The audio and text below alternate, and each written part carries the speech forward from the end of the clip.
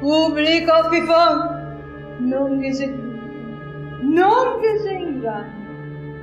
Scommetto che pensavi di divertirmi e di sganassare come ogni anno. Ma se credevi di spassartela, Gavi butta via i scai del biglietto, perché restari così scominato.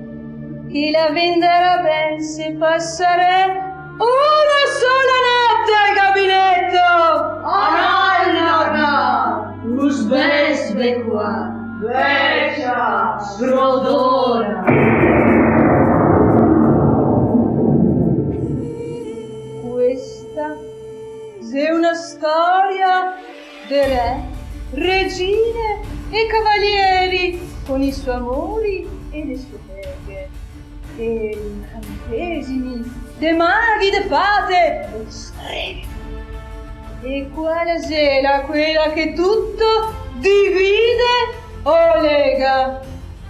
Chi è che ve sgarbarà la bocca come l'amara strega? Su tutto mi esalto, son la fata Morgana, non sono vera donna, sono una puttana.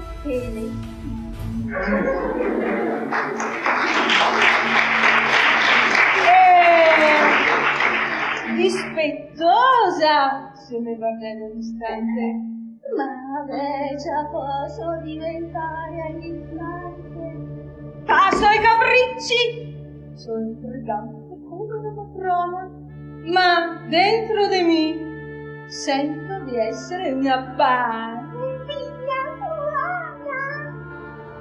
della magia, una vera professionista, anzi un artista, ma ho un nemico mortale che sei in cima alla mineralista e lo scopo della mia esistenza, che ormai mi ingrava le duele e mi assilla sempre di più, sveglia attività e distruggere, polverizzare e con la sena le pane supposte d'Artù.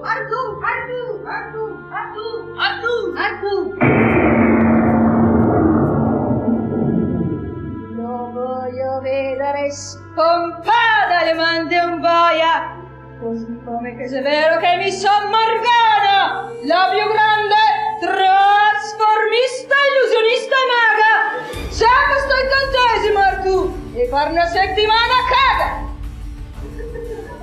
Nessuno mi potrà riaffermare, neanche questo amico che per questa settimana potrà fare da scopolito, come che si sa.